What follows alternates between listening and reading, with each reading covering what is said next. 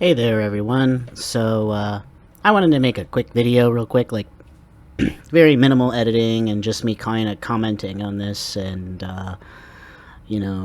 just kind of giving my quick impression. I do want to talk about this in more detail in a future video because it actually involves, something that I talked about in a previous video about disability and imposters. And I kind of want to make an update to that video considering the quite shocking events that have occurred in the gaming accessibility industry. Now, you might be wondering, well, why are you interested in gaming accessibility? Well, just a little background. I was interested in audio games from about 2012 to about 2017. And after that, I kind of kept an eye on things, and I tried to get involved, but my illness really interfered with my ability to do that effectively. And I've recovered, and I just don't really have the time to work on games anymore. But when I do make indie game projects and stuff, I do try to include an audio game element to it, and I try to understand, like, how to approach accessibility in a way that users expect. And it's a very interesting, fun little thing for me, but it's not something that I've been able to do professionally in any capacity. Now, what this is about is that basically a very famous and well-known member of the community has been revealed to essentially not just be a fraud, but to not even exist at all, which is kind of crazy. And in fact, apparently there are multiple personas of basically non-white, disabled women who, were basically just fabricated. And I don't want to go over the story in too much detail. I'll include a link to it in the description if you want to read it. But basically, this person who basically claimed to be deaf and or hard of hearing and schizophrenic went around and essentially was a fabrication. They weren't real, and they had an incredible influence on the gaming accessibility discussion. And there are some real questions that are being raised right now about the situation because of some of these claims are very serious. Like, she claimed, being a professor of deaf studies at, pardon my pronunciation, Gallaudet University, which, by the way, if you don't know what that is, that's like a super, like, that's like the biggest deaf university. That's like a big deal. There's been like major political protests about disability involved with that university. It's a big thing, right?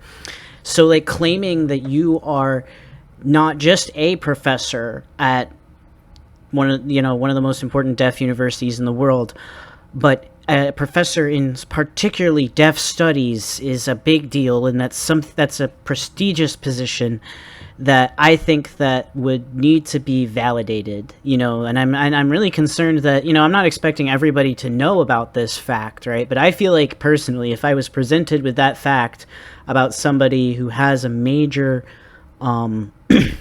impact, I would want to learn more about it just out of curiosity to kind of understand, what is their approach? What is their philosophy? What makes their version of deaf studies in particular interesting? And, the whole thing is just like very concerning for a lot of reasons. And one of the reasons that I really want to go over today is just how this person talks about schizophrenia. Now, in the future, like I said, I do want to do a deeper analysis of this incident, especially after the dust has settled a bit more. So I will discuss this in more detail in the future because it's such a bizarre and unique incident. But yeah, let's talk about how this caricature presents schizophrenia. Now, this is on the web archive, and I'll also have this in the description as well. And we're just going to kind of just go through it until I kind of tire and we're not really exploring anything new. Whoops, sorry for that cut. So this right here is her old blog. This blog has been since taken down after IGN started asking questions about this situation. And, it's her blog about, her opinions on accessibility with different games, right? And I just kind of wanted to just go over, like, what seems strange about her experience in comparison with my experience with, schizophrenia. Now, I want to disclose that I am diagnosed with bipolar 1, and that is, obviously different than schizophrenia. I have bipolar mood disorders, but I've also experienced episodes that were, certainly schizophrenic, and, also having, like, repeated schizophrenic symptoms. And, like, if my therapist caught me saying that I'm schizophrenic, they wouldn't really, like, get too mad about it, to say the least, So I think it's fair enough for me to say, I want to compare my personal experience with, mental illness and playing video games to kind of just better understand, what's going on here, and kind of understanding, like, maybe where this caricature is coming from, like, where are these ideas coming from. So she explains that she was diagnosed with schizophrenia when she was 17. It was right around her birthday in January, and I just started college in the previous fall. I was living on campus because there weren't any other students my age, that my parents willingly let me share an off-campus apartment, and that my roommate, she was nice enough, but not somebody that I considered a friend. My first involuntary commitment to a psych hospital came during a lecture during a psychology class. Now, something I want to point out about this Susan character is that after she, after she's been exposed, a lot of people are pointing out how, like, cringy and obvious, like, her her, like, choice of words are, and her like the way she constructs her stories. Like, of course she has her first schizo episode in a psych class, and I think we need to be really careful about thinking like this, because, like, these things can happen, but there are other problems with, like, the way that she's presenting this that I want to talk about. But I want to finish what this says. So she's talking about her interpreter, but instead of interpreting what he was saying, he was signing something else completely. He was telling me that the professor was lecturing about me, telling the class that they were all part of an elaborate experiment, which was the whole world was a stage, and I was not the only one. I was the only one not in on it. My delusion was very much like the Truman Show, in which I was trying to live my life, and everyone blah blah blah. So, like, basically she's explaining that she suddenly had this delusion that, her interpreter was trying to tell her that actually you're, like, in the Truman Show or whatever. And it's very interesting because I've actually experienced a delusion that is very similar to, like, what the Truman Show was like. Back in 2016 and 2017, I experienced, like, before I even knew I was going crazy, I experienced, like, this sort of, like, life where I thought I was, like, part of a movie. And, like, when I listened to music, the soundtrack perfectly fit what was happening in my movie, and it made it feel like I was a character. And it's kind of interesting because, the way she describes it, it's kind of like this sort of paranoid, this sort of, like, paranoid experience where she's, like, paranoid that all these people are watching her, right? And, I think that kind of comes from, like, this sort of, like, I don't know, like, I guess what I'm trying to say is that, like, when I experienced it, it wasn't like you felt like you were being watched, like, in a creepy way. It was more like you felt like I felt like I was part of a movie. Like, I felt like I was, like, on the film, and somehow I was, like, existing in such a dimension where, like, I was able to have, like, form and feeling and things, but I was, like, fundamentally on film. And so it was, like, it was a very strange and surreal experience, which is something that just kind of happens a lot when you're crazy. But the thing that's like very strange about this is that like so like when she's talking about the signing, right, she's describing that the guy signing is saying things that the professor is not saying. Now, I don't want to like disclose the possibility that deaf schizophrenia presents itself this way, because I actually don't know anything about deaf schizophrenia. And if you know anything about deaf schizophrenia, or you are know anybody who's deaf schizophrenic, that would be really interesting to hook up with and have conversations and understand these things a little bit better. But when I experience something where I feel like, something is telling me like a secret message about the truth about the world or whatever, the way it presents itself is typically like, it's kind of like you... how do I describe it? It's kind of like you're looking at something that kind of has like a pattern to it. So like the one I always think of is, I think of this time I was in the hospital and there was like this wall with like a bunch of random blocks on it with color gradient, and the arrangement of the blocks were like representing some sort of like secret thing, and it felt like it was directly telling me, specifically me, some sort of like important like information about the universe. And it's like really, I know you're probably asking like what, but it's like, it's literally unspeakable. It's literally something that you can only understand by looking at it because it's been given to you. And like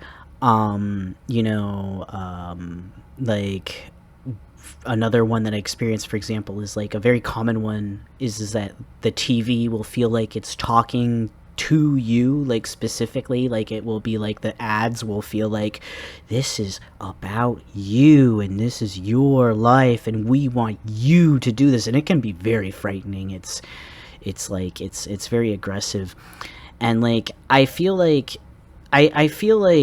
if they were experiencing specifically that, like I feel like they would experience the person signing the same thing as the professor would be saying, but like it would feel like the professor was like saying a secret message in all of a sudden, like and it wouldn't happen like in one, like it wouldn't happen, like for me it wouldn't happen in like one class. It probably happened over the course of a semester, actually, where it's like at the beginning it would be kind of like little weird things, and then like over time you start to realize that there's like this huge like thing that he's like secretly explaining to you as he moves the gestures of his hands or whatever.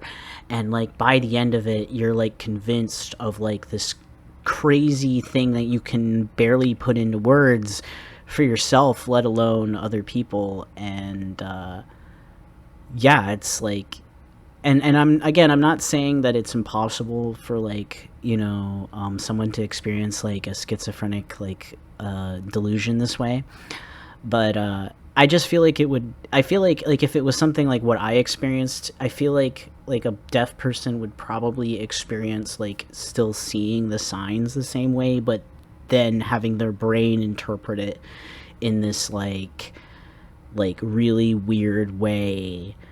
And like they know that the words they're seeing are the words that the professor is saying, and it's not like they're like doing a weird conspiracy. But yeah, so like we're already off to a pretty rough start with this because like typically like like this kind of incident. So she talks about how like she gets carried away to the hospital and she has this traumatic experience where they treat her like shit because and I feel like this is really especially shitty now, knowing that this person is not like a real person and that they're a fabrication. Like it's really shitty that they are like fabricating the experiences of like psychiatric abuse, because that's very serious, and that problem is a very serious question within psychiatry that's really hard to answer. Like obviously we want to treat people better, but like,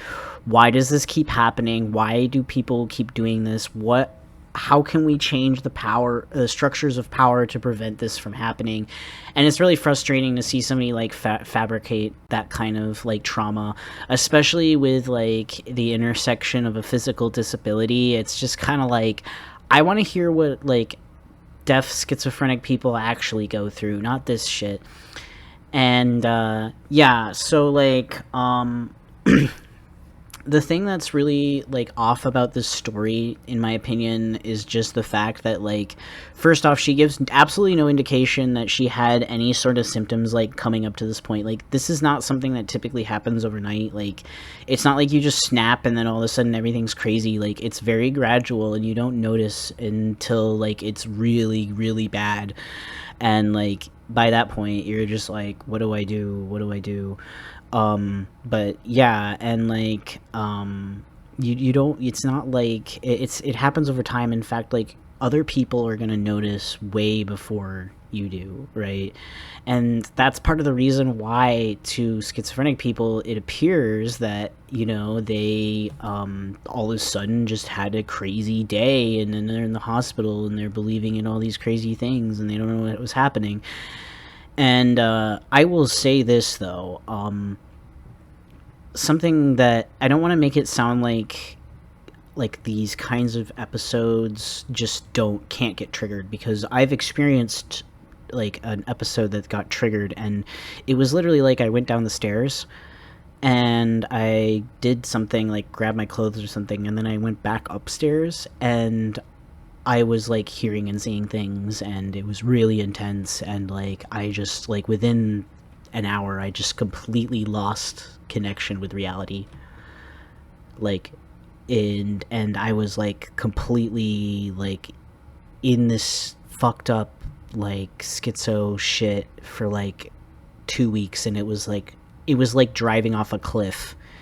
It was terrifying and it changed my life. And yeah, and you know, knowing that this is a fabrication is like just it's frustrating, you know, and it's frustrating to see how people fell for this, you know, because it's like every schizophrenic person that I've talked to who has seen this couldn't even get through it, because it's offensive, like how fake it is. Like, it's offensive, and I would imagine that deaf people, and especially deaf schizophrenics, would also be frustrated with this, you know.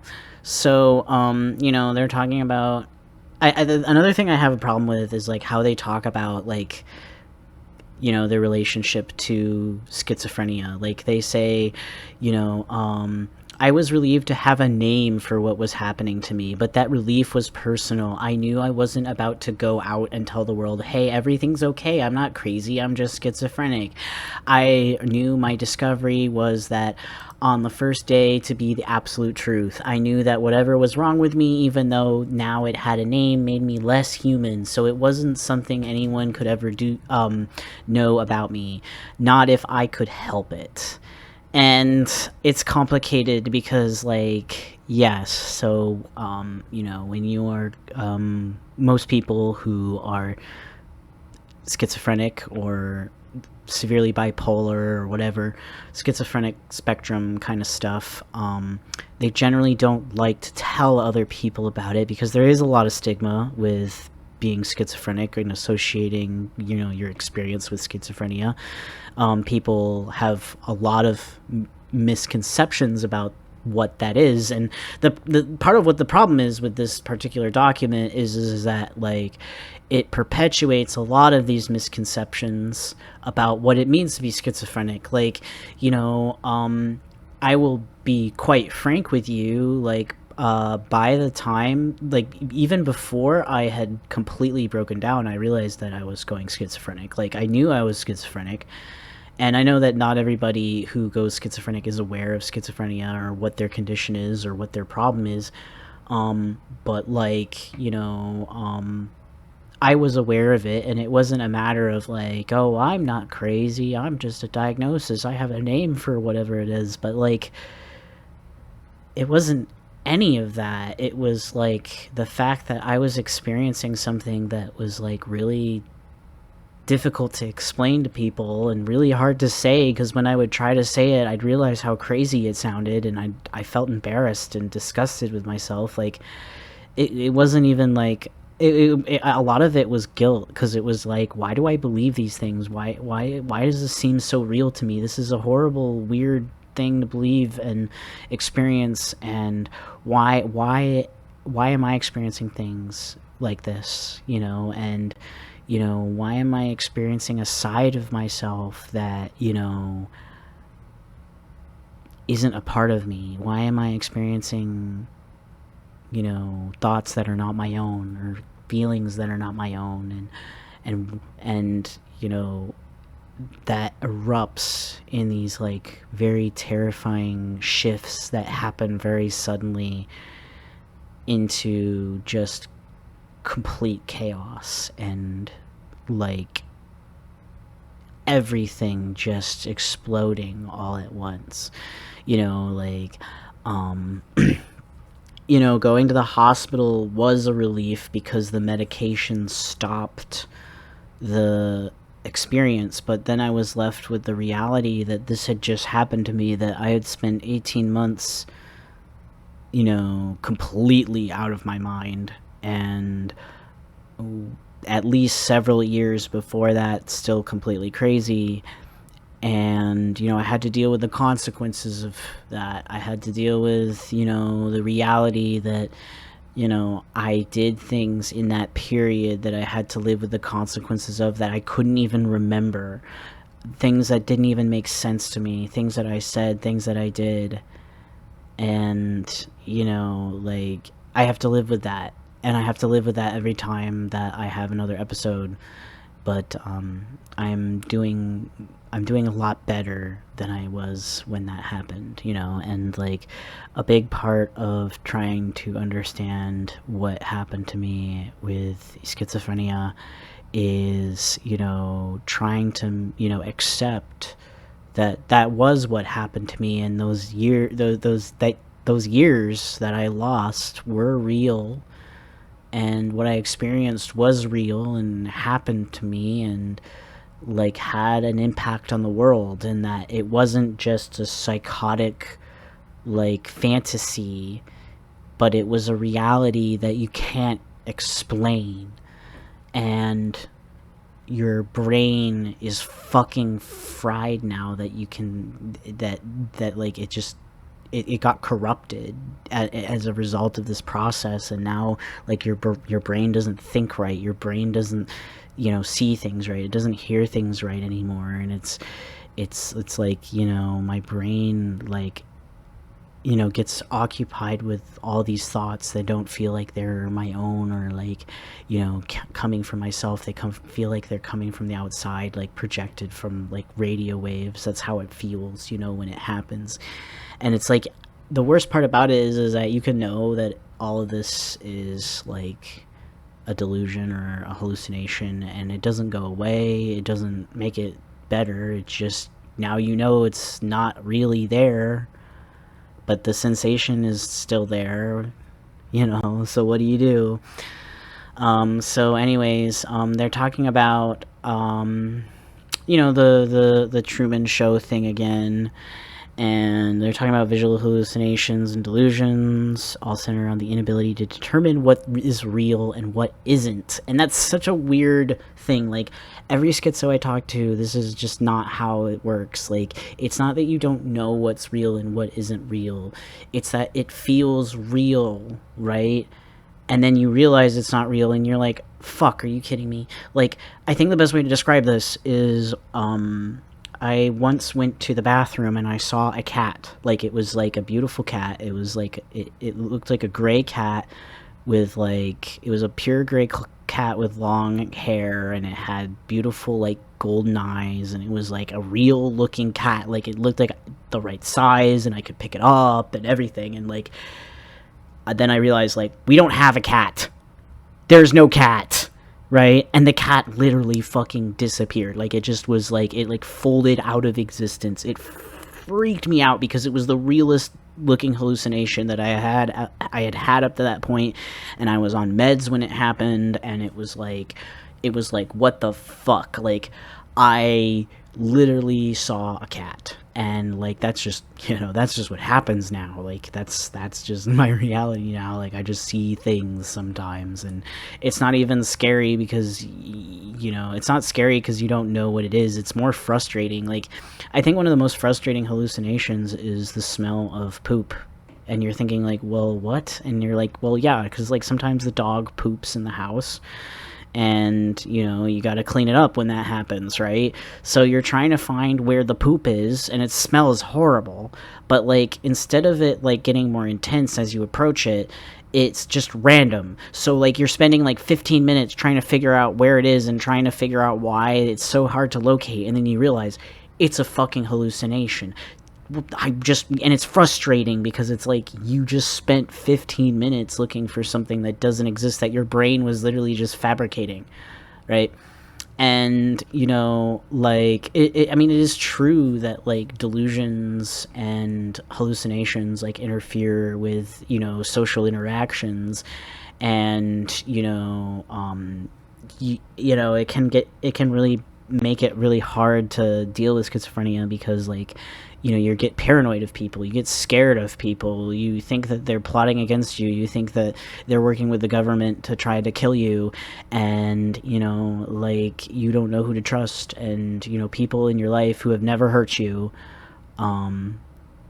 you're afraid that they're gonna just fucking like kill you, and like that's real. But she doesn't even really talk about like any of that. Like she doesn't explain like why like it's hard to hold those relationships. And it's like, I'm not saying like every schizo has to talk about that. Like this isn't like a fucking detection session or anything, and I really don't want to encourage like a culture of trying to see who's a real schizo.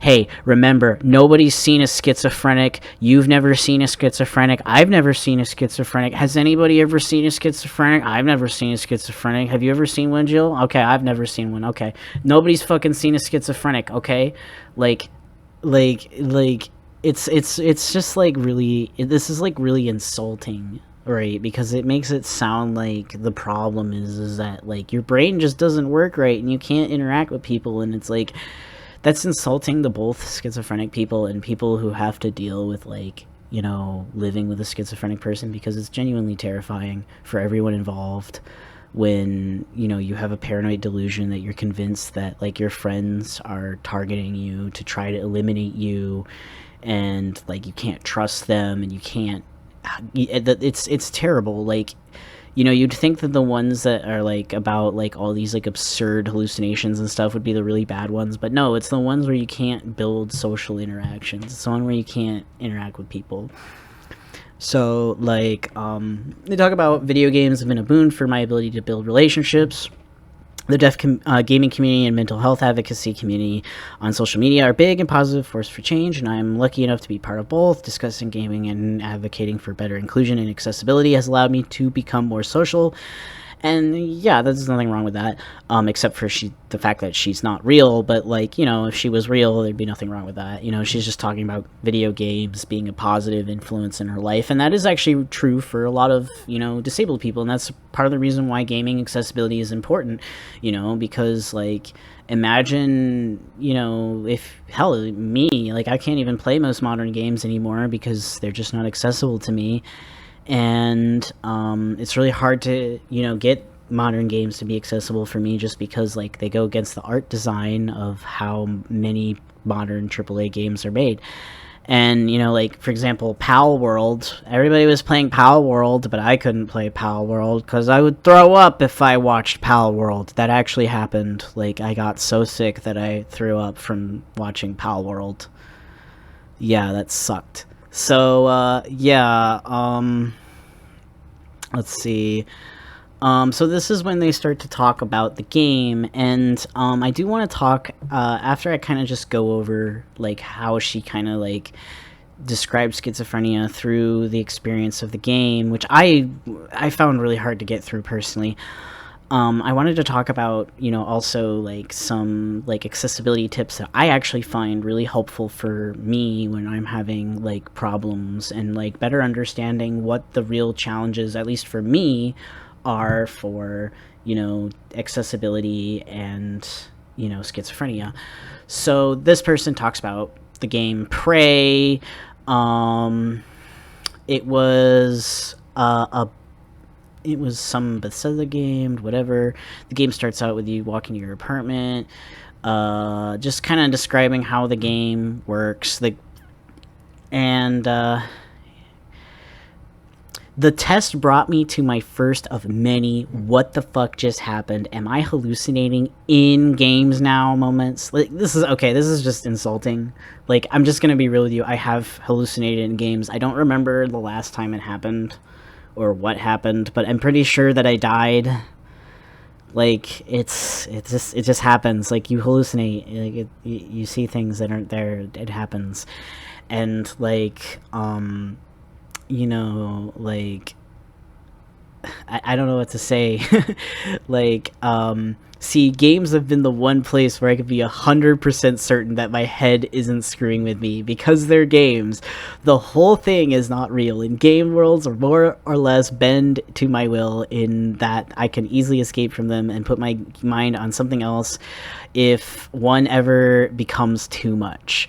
And like, I don't really think that's true with video games, at least with me and my experience with schizophrenia. I actually think playing video games when I'm having an episode is a pretty bad idea, because what ends up happening is I often like end up seeing like all of these like really creepy connections. Like, one of the scariest gaming experiences I've ever had was playing Doom, like the original Doom, while schizophrenic, like just enduring deep in one of my episodes where I was like convinced that like I was like talking to demons and angels and stuff, and like playing Doom while you literally believe that like demons are like trying to poison your world is so fucking scary.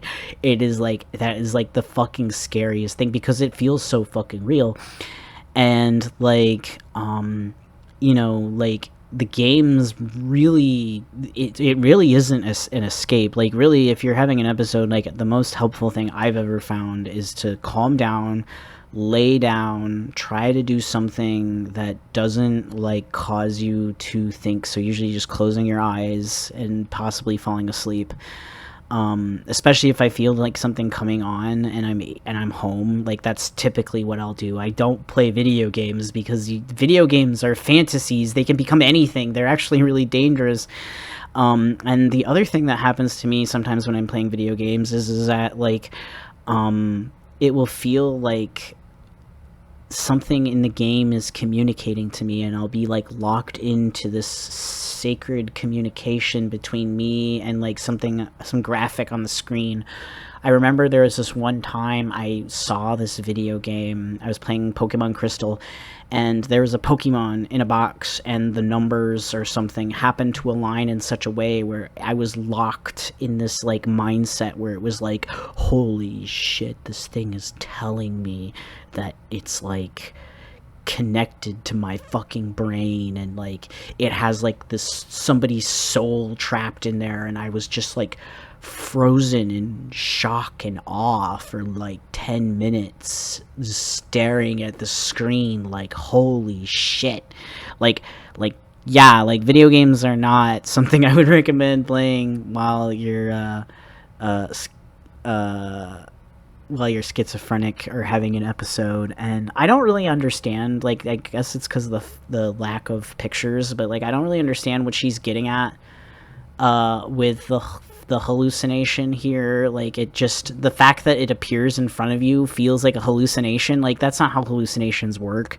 Like, it's not like it just appears. Like, it feels like it's a part of the environment. It feels real. It's like, imagine turning your head and then there's something there. Like, it's already there. It's not like it just freaking like pops in your vision, because if that happened, you would know it's not real. So, let's see, scary emails, I guess. What is this? Just talking about the game, saying the Truman Show thing again. I'm really annoyed by this refrain to the Truman Show. Like, what is this? You come across a sign. Wait. your view from the apartment is fake, the helicopter is fake, it's all a stage that changes to fit whatever part of the controlled experiment you're supposed to be experiencing. Once you've escaped your apartment, you come across a sign that explains everything. The world is a stage, everyone you interact with it is on it, and your life is the Truman Show. This is what this was the point at which I decided it would be best if I turned off the game. I deleted it and went back to wandering in Skyrim. Why? It felt like whoever made Prey had gotten into my head and recreated my nightmare. I play games to escape that, not revel in it, and feel even more screwed up and backwards than usual. Oh my god, her stepmom's a shrink. Are you fucking kidding me? Oh my god. That's actually I know, like, you can still go schizo and your mom's a shrink, but, like, Jesus, like, that's so on the nose. I hate it. Ugh. Okay, so, like, I will say that, like, I think that the possibility of triggering people into, like, traumatic experience that they had while they were schizophrenic is very real, actually, and like it's very hard to predict. And I think like the best way to just do it is to maybe be like clear about the serious stuff that you would expect, like content warning kind of wise, and like maybe like list your influences, like what you're going for with the game. And then that way, like, people know, oh, yeah, this is kind of what you're influenced by. This is what you're going for. And that kind of, like, that can help a lot, because then that way, you know, if you had a very triggering particular experience, like, I can't personally relate to this because I can't really think of anything for me, but I know other people who probably do have this kind of experience with certain media. And, you know, like, it's frustrating that when she does talk about something that is real, you know, it gets clouded by the fact that there's all of this stuff that's really fake. Like, it's really, really obviously fake. And, like, again, like, we shouldn't be looking at this like we know what a real schizophrenic is. None of us have seen a schizophrenic. You haven't seen a schizophrenic. I've not seen a schizophrenic. But, like, what the fuck is this? You know, it's not schizophrenia, that's for sure. So, you know, the more I played, the more I felt that Prey was an important game. Not for me. I still don't feel like it serves the purpose my stepmom thought it would in helping me cope with my own delusions, but for everyone else, anyone who plays through Prey and has an experience filled with wondering what's real and what isn't, what they can trust, and who's there to deceive them. Like, this is kind of frustrating because it just feels like they're selling the game as like, ooh, this game's kind of like what it's like to be schizo. And I haven't played this game, I'm not judging, but like, I don't know, like I feel like a schizo game would be really cool, but I don't think it would be like this. I don't know, like, it just kind of rubs me the wrong way. Like, I also feel that, like the way she presents it is just like, ugh. How is better to learn about something than to experience it for yourself? Like, I mean, I'll be honest, I wouldn't want to experience another schizophrenic episode. Anyways, okay, what's going on here? She's talking about some characters that are introduced. For me, January is one of those voices that has been with me for over 25 years now. Oh my god, the characters are named after her voices. What the fuck? Like, she's just saying, like, voices aren't always bad, they can be helpful. Some of the beings, it's hard to consider my own voices because being deaf and schizophrenic, they aren't so much as voices as they are beings in my mind and communicate with me in thoughts, and sometimes ASL feel like my only friends in the world. Sometimes they give me warnings, tell me what's safe and what isn't, who I can trust and who wants to hurt me. In my experience, like, voices can be really anything. Like, this isn't necessarily like unrealistic or anything. Like, this is not like something that, like, I don't necessarily like see in like other people. But I will say that, like, it, for me, how I experience it is like, it's kind of like fragments that like gain enough of like a face where it seems like they have a voice associated with what they're saying. but they're like really incomplete. So sometimes you'll you know, a very common one is like one that is like insulting you, like you know, that's telling you that you're shit or something. And then like another common one is like one I get a lot is like you know, like just random words, usually, actually, like it's not even like significant. And like for me also, I experience like a lot of like stuff that there's no words for. Like it's just like you're being instantly communicated information directly to your brain. And yeah, I don't know how many other people experience something like that, but yeah. um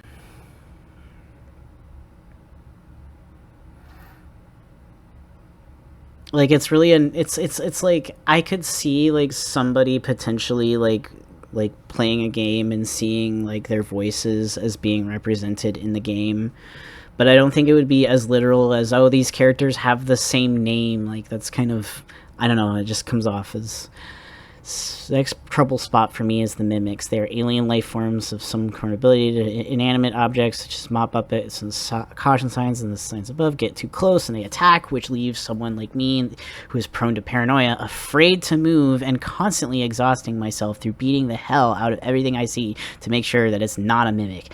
While the fear of inanimate objects transforming into monsters intent on me killing me isn't a delusion or hallucination I have, it's plays in the fear of constantly wondering what's real and what's not. That's not to say Prey doesn't speak to my hallucinations. Blah blah blah. This person kind of like, I've not played this game. I don't know. I mean, I'm a pretty terrible gamer, honestly, myself. But like it just kind of sounds like they're panicking and they're like tapping the buttons really fast. Like I don't really see how this is like it's not that you don't know what's real or not. Like I don't know, like I've never had this problem before. Honestly, like again, like typically when I hallucinate something, it's like I think a good way to think about it is, instead of thinking of it as like it's like an object that defines its boundaries through contrast. So like typically if I see something, it's very visible to me, like dark, right? It's usually like it starts as a presence, right, and then it becomes like a border, right, or like a area, right, and then it kind of contains, like it can contain traits that like eventually like build up to being a sophisticated hallucination. But typically when I don't know, like I feel like I haven't played enough video games while crazy in a while to really comment too much on hallucinations in video games. But like, yeah, usually it just kills you. It's usually just like, oh shit. And there's not really anything I think a developer can really do to design around like the fact that people sometimes hallucinate something. I think even like people who don't have schizophrenia will sometimes hallucinate like something in the screen, especially if like they're focused on a small part of the screen. So I don't know. I'm still fighting my way through Prey while simultaneously fighting myself without completely losing it. Like, I don't know, man. Like, I feel like a game isn't gonna, like... I mean, I guess a game could potentially trigger somebody's schizophrenia, like, if it, like, happens to interact very specifically with, like, their, like, particular problems. Like I will say this, like I think that, you know, I've had books that I've read that when I finished them I experienced something incredibly profound through my schizophrenic experiences, and you know, that triggered a complete transformation in my experiences. You know, the reason why I'm really into Guattari is because I experienced something like that with one of his books. And, you know, it happens pretty much only once in your life when it happens, and it's fucking crazy when it does. But there's no way you can predict that. There's no way you can know, like, it's not like the book had anything triggering in it or made me feel like I was, like, not sure who I was or anything like that. It was just that it made everything that I had experienced up to that point like make sense in such a particular way that it was like my brain flashed and reconfigured itself all at once. And it's kind of crazy because the consequences of that is why I run my channel now. A channel about this French psychoanalyst who studied schizophrenia at a radical French mental hospital. But it's really annoying because it's just being like somebody who tries to be very open about what it's like to live with mental illness. And like, I know I'm technically diagnosed with bipolar, but I think after hearing this, you'd be like, okay, you understand schizophrenia enough to say, yeah, this is what it's like. And long story short, like, this is just like really upsetting. I've been upset about this all day, and I felt like I needed to say something because, like, even though, like, I felt like I just had to say something about this because this is crazy, and I feel like my followers need to be a little bit aware of how crazy this is. So thank you for listening. I really appreciate it. I really hope you find my views insightful. And the one thing I wanted to make sure that I included. So these are my tips for anybody who is interested in accessibility for anything software related, really, with dealing with schizophrenia.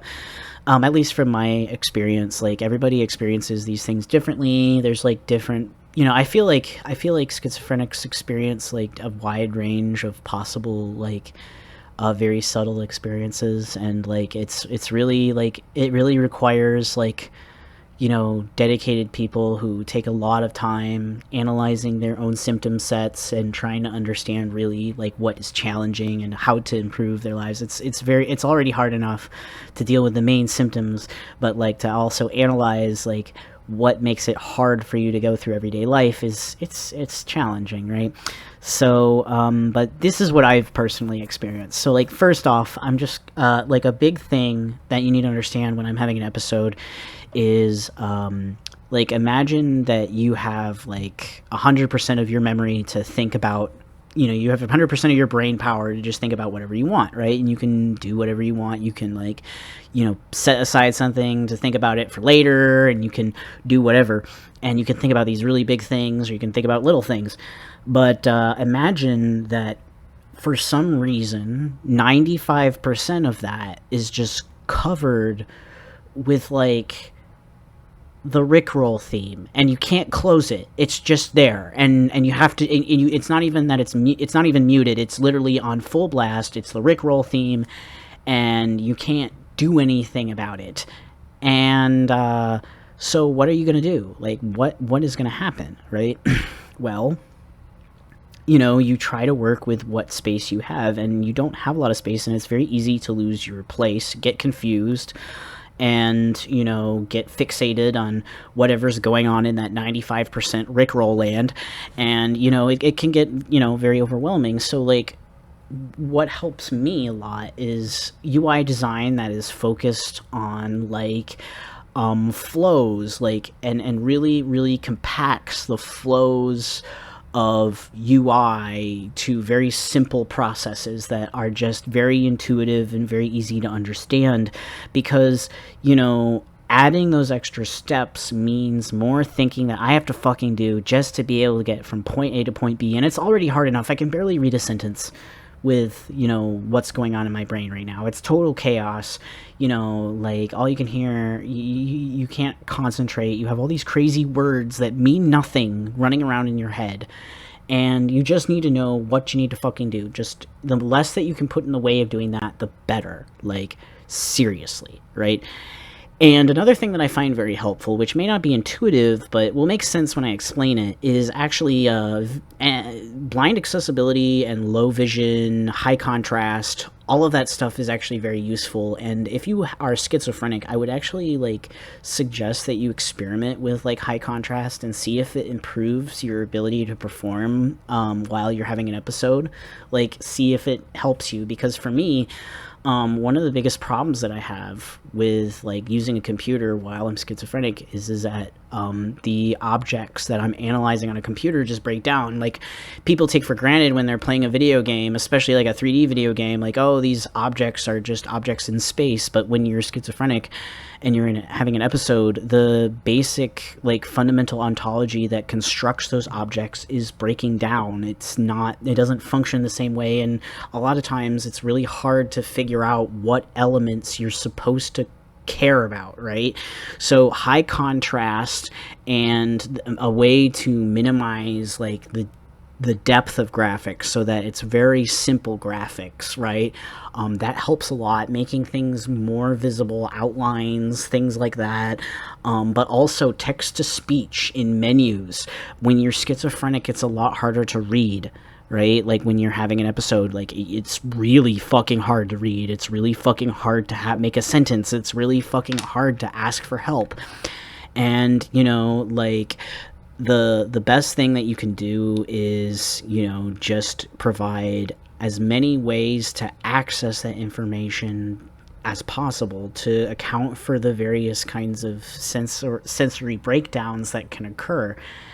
And, you know, finally, this kind of sounds odd, but this and very specific, but make it so that it's easy to exit your program, because, like, I know this sounds really weird, and, like, this is not intuitive at all. This is not something that I even thought that happens to schizophrenic people until I experienced it myself. But I experience these, like, I think it's catatonic, but I'm not sure. But I experience these, like, episodes where, like, I just get frozen and, like, my mind is completely trapped within this sort of loop between myself and the user interface where I can't move, and it's just like this loop between the image that I'm seeing on the screen, and it's really hard to break that, and, like, it requires a lot of concentration to build up the momentum to grab your mouse or your keyboard and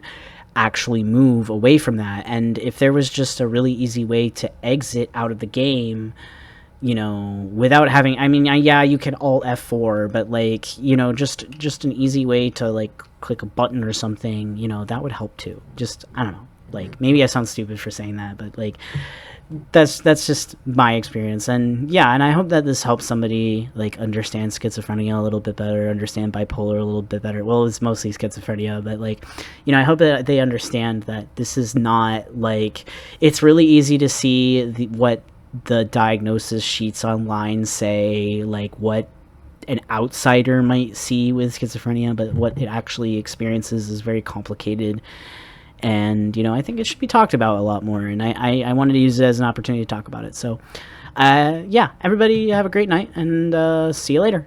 I'll have a new video up in a couple days, so take care.